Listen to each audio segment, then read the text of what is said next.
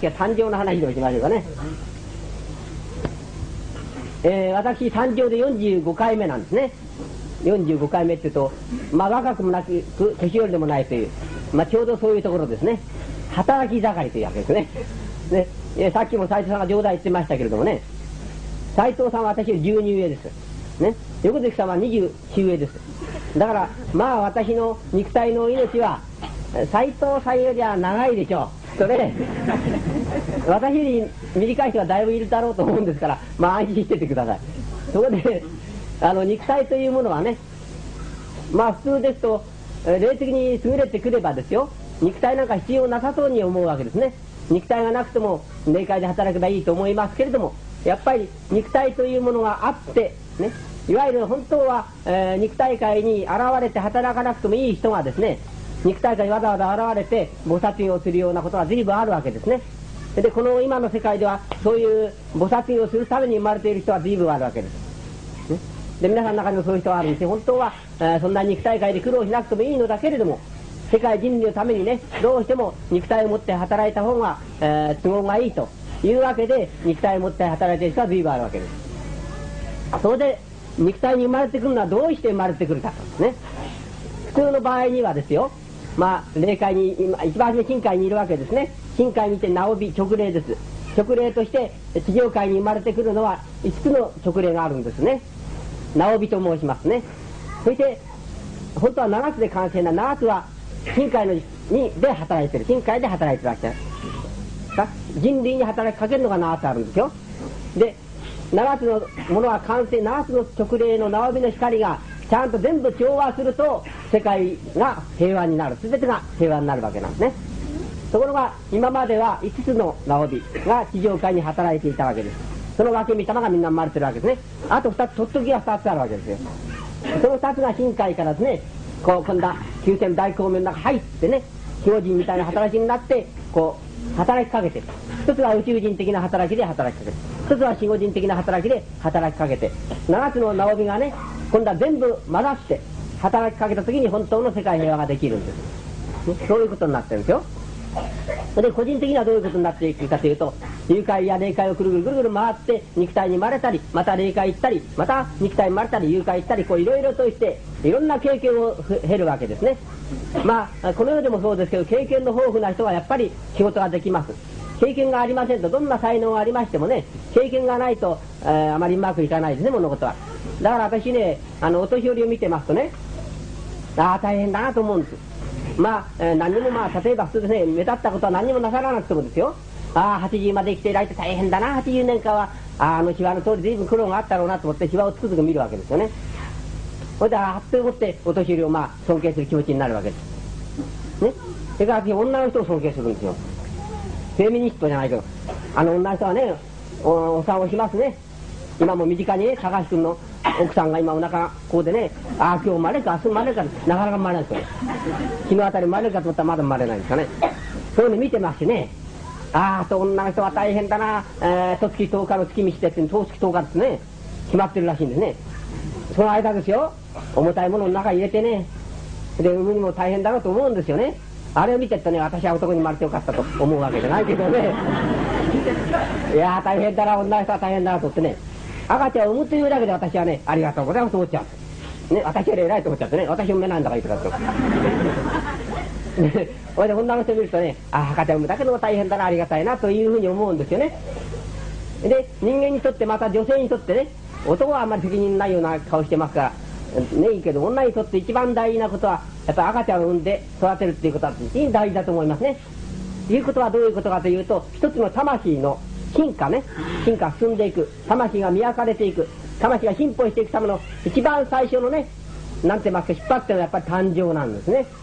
魂がお腹に入ってね、それで核要素をつけて、それで生まれてくるわけですね。そうするとその生まれてきた赤ちゃんにとってはですよ、まあ赤ちゃんを産んで、お母さんがまあ、その子供をあんまり育てなかったとしてもですよ、でも産んでくれただけでもってね、その赤ちゃんの魂にとってはその親というものはもう絶大なる恩人なんですよ、ね、産んでくれただけでも実に恩人だっていうことをね、それは霊界系はよくわかります。肉体界にいるとね、俺は生まれたくなかった、こんな嫌な世の中誰が産んだんだ、俺産んでくれって言ったかいなんて言って、文句言ってる力は流行ってるんですよ。ね、だけどそんなのは本当にバチ当たりです。ね。産んでくれと言わないような顔をしてるけど、実は産んでくださいと頼むんですよね。自分の思いの中で産んでくださいって言って頼んでいるんです、魂が。頼んでいるのがちょうど縁があるね。縁に、託要素でもって、託って肉体要素ね。肉体要素のつながりのお母さんか、あるいは魂要素のつながりのお母さんか、これはいろいろあるんです。魂的につながっている、ね、お母さん、お父さん。それから肉体的につながっているお父さん、お母さんってあるんですよね。まあどっちの要素にしても要素が合うと、ね、因縁愛はしてそこに赤ちゃんとして生まれてくるわけなんですね。で、生まれてくるのは産む方が頼むんで、実は。ね、産む方の魂がお願いします、いっぺん生まれてもういっぺんね、修行したいからと言って生まれてくるんです、実は。ね、それは自分が気がつかないだけですよ。だから赤ちゃん、どんなお母さん、どんなお父さんのところに生まれようともですよ、その子供というものはお願いします、お父さんお母さんって言って、お父さんお母さんの魂に頼んで、そして生まれてくるんですよね。そしてそれをですね、うまく守護神がですね、これは守護神なんです、守護霊じゃなくて守護神の方がね、守護神がこの霊魂はね、何年何月頃を思うとね、それで縁がある人をこう探すわけです。一体誰がいるからをなって地上を見渡すとね、ああここにしろしろなんだかしろしろが起こったか知らんけど、ああここにいるしろしろしてるのはいる、あっちに出てる人がいる、これとちょうど合うだろうね、そういうわけでね、波を合わせてそれで生ませるわけなんです。霊界っていうのはね、一回なくなりますね。なくなりますと、誘拐な誘拐、霊界な霊界っていうところが、場所が決まるわけですね。普通の場合には宗教なんか宗教費なんかありませんでね、守護霊や守護神っていうことを全然考えない、拝むことも祈ることも知らないような人はね、亡くなってからでももう放浪するんですよ。誘拐を放浪に放浪してね、なかなかのことじゃねないんですね、自分のちゃんと場所に行くのはね。ところがまあ宗教なんかやってまして、守護霊守護神知ってますと、で守護霊さん守護神さんなんて思ってますね。で守護霊守護神がちゃんと案内してくれて場所を先に決めてくれてるんです。まして世界平和の祈りの会員なんかはね、いつも世界平和を祈ってますよ。守護霊守護神、自分の守護霊守護神の他にですね、旧世の大光明の守護神だがたくさんいるわけですよ。だからどこへでもね、自分の、一番好きなところをやってくれるわけなんです。この世の中でもって少しぐらい欠点があってもね、いろんな欠点があってもそれを消してくださってね、ちゃんと場所を霊界な霊界、深海な深海決めてくれるわけなんです。地獄なんか絶対決めませんからね。こんな地獄に決まってきた人一人もないんです。安心してください。それでちゃんと霊界な霊界決めてくる。それで霊界の場所が決まると、今度はね、ここで少し修行させて、それで霊界パッと行くわけですよね。それで今度は例えばもう一遍生まれ変わっていきたい、時にはこのまた守護神がね、こう生まれ変わらせるわけなんですね。それで今まではみんな生まれ変わり、まだ一回も生まれてきたことはないっていう人はない、みんな生まれ変わりをやって経験を経てここへ生きてるわけなんです。とある守護神がいましてね、守護神生まれ変わりの、要するにここに誕生するために働いてる守護神ってのがあるんですね。それがこうよくこうなんて言いますかね、こう調査してね、身元調査をしてね、身元引受人がいるんですよね。この世の中でもなんかどっか就職するんでも身元引受人ってのがいますね。そういったのは身元引受人を見つけるわけです。でお父さんお母さんを見つけて、それでこれならちょうどよかろうというんで、生まれ変わりの会っていうのはこうあるんですね。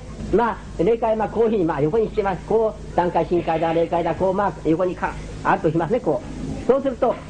生まれ変わりの会っていうのはこういうふうにやるわけですね。こういうふうに深海だ、こう形の世界で言うとですよ、深海霊界誘拐ってこうあるわけですね。そうすると生まれ変わりの会っていうのはこういうふうにあるわけですね。それで高い魂、深海から来た魂もあるでしょうね。それから霊界から来た魂、誘拐から来た魂、何階もたくさん階層がありますから、その魂がこういうふうに入っていくわけと、生まれ変わりの会にこう入っちゃうわけです。そうするとこれはもう自由にならないですか。生まれ変わりの会に入ると霊魂として霊魂だけでは自由にならないわけね。こうなって、そうするとこれを守護神がこう監査してね、はい、お次はあなたの場合よ、次はお前さんってこれね、だんだんね、次々と送り込むわけですね。で間違えて他入っちゃ困りますから、ちゃんと検査してね、こう入れるわけですよ。そういうふうになってるんですよ。で私はなんかこうやってね、例えば、実はうちの祖父がね、50年前に亡くなってまして、今頃どうやっておりましょうかっていうと、とってみると、ね、霊界にもいない、深海にもいない、肉体界にもちろんいないね。どこ行ったら見ても生まれ変わりの会に入ってるのもある。そうすると私が、その人はね、来年の何月頃ね、女の子な女の子、男の子な男の子で生まれますよ。だから来年の、何月に、どっかのね、あなたの親戚の時に生まれた赤ちゃんはその人だと思いますよ。こういうふうにね、教えることがあるんです。ね、そういうふうにこう、待合、ね、霊界、誕生の待合所があって、そこに待ってる人も随分あるわけなんですね。それから始まるわけなんです。もうとにかくね、肉体に生まれるということは大変な苦労でね、守護人がもう大変に苦労するんですよ。それで生まれて肉体生まれてきて、それから、生まれて中に入っていてもやっぱり魂ね、要するに、霊魂のも一生懸命修行するわけです。それからお母さんのまたその大変な修行になりますわね、これは。それで産むわけですね。そうするとお母さんの方はそこでお母さんが持っていた霊障からのね業というものがそこで随分消えるんです。赤ちゃんを一人産むということは大変な業の消滅ですよ。消えるわけですね。それできれいになっていくわけですね。だから、要するによくね変な言葉で貧乏人の子だくさんっていうのがあるでしょね。貧乏人の子だくさんっていうのがありますね。変な言葉だけどもね。と貧乏人の子だくさんってどういうことを言ってるかというと、ね、みんな意味知らないんですがね、実は貧乏するようなあるいは地位がね、上がらないようなことがありますね。そういうのは霊障の、因縁があるわけなんね。霊障でうんと徳を積んでればどうしても金持ちになったり地位が上がったりすることなんですよ。そういう意味ではね。それで貧乏する場合なんかやっぱりそれだけのお金を粗末にしたとかなんとかっていうそういう業があるわけですね。そういうものがあって貧乏する。そうするとその業を晴らすためにはどうしたらいいかと、自分がいくらやってもなかなか業が晴れないんですね。それで子供なんかたくさん産みますとね、3時奨励しているわけじゃないですよ。別にいいですか。今人口多いんだからあんまり産んでもらって困るんだけどそういうわけで産むとね、一人産むと一人だけの業が自分が清まる、また一人と業が清まってどんどん業が清まっていく。そうするとその人は根性では貧乏であったかもしれないけども、ね、あるいは、晩年にですね子供が偉くなってそのお母さんお父さんが良くなるということも随分ありますね。そういうふうに自分の経営っていって徳を積んでいくわけになるんですよ。そこでことわざに貧乏人の子だくさんって貧乏にはその業があるから、それで業を消してね子供をたくさん産んで、それで、なんて言いますか、自分の来生ですね、来生を飾るわけですね。来生にはその時に彼ずっと上行きますからね。子供を産んだだけでも随分魂が浄化していくわけなんです。それはなぜかというと子供の魂を進化させるために、要するにそれだけの十月10日の苦しみをする、あるいは産んでからの長い間のね20歳までの20歳までは責任がありますからね、それだけの苦しみをするわけですね。そういうふうになってるんですよね。だから誕生するということは親にとってもねやっぱりいいことだけども、子供にとってはもうお母さんっていうものはもう絶大なる恩人だ。私はあんまりお父さんと言わないけどね、お父さんのは子供に対してはそう大した役はしてないですからね。大体お母さんのがしてるわけですね。私は父親にはならないんですよね。父親にもならないでいっぺんにおじいさんになっちゃってね、近頃もみんなおじいさんで私のつけた名前をつけた子供がねどのくらいいるかもこういっぱいぐらいなぐらいにいるんですよね。みんな可愛いですよ。孫だ、あそこの孫はどうしたろう、あそこの孫だって言ってるうちにね、いつの間にか自分はおじいさんになったら気がしてねいるんですけども、でいつも見るねお母さんは大変だなと思って感謝しているんですよね。そこで、皆さん若い人たちはねやっぱりどんな例えばお母さんが自分よりね知識が低かろうと高かろうとそんなことは問題なく、やっぱりお母さんありがとうございます、お父さんありがとうございますというふうにねいつも思わなきゃなんないと思いますよね。それはもう親というのはもう大変なもんです。これはだから私なんかあんまり金持ちの息子じゃ貧乏人の子だくさんの方の部類に入るんですよ。だけどやっぱり母親はそんなにですよ、現象的には親に大学上げてもらったわけじゃないし、自分で勉強してね自分で、苦学してやってるわけでしょ、やってきたわけなんですよね。だけれども親に対する感謝っていうのはもう山ほどあります。もう母親なんかを慕う頃はねもう非常に強くてね、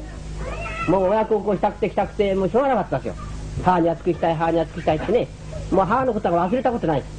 ね。一生懸命、働きながら勉強してる時でもね、なんか立派になって親に、ね、尽くしたい親に尽くしたいってそればっかり思ってましたよ。で親に尽くしちゃって孫心がねやっぱりこういう風になったわけですね。だから、人生において一番の最大の恩人は何においても母親ですね。もう母親は自分にとっては最大の恩人だと、私ばかりじゃありませんよ、誰でも母親が最大の恩人なんです。そこでキリストの場合でもイエスの場合でもマリアさんっていうのはねもう最高のもんでしょ。そういうふうにねなるんですよ。だから親孝行をしたいならばですね、自分が立派な人間になることなんですね。それは50になっても80になっても同じことです。80になって親は実際にはいないとします。いないけども霊界にはいるわけですよね。そうすると子供が80になってもですよ、悟りを開いてねきれいな魂になって、それで光を放てばね、それは9族救われるんだから、一人が出家すればきれいな魂になると、その光がですね親の上へずっと帰っていくわけです。と親の霊界の地位がずっと上がっていくわけなんですね、知らないうちに。それが親孝行なんですね。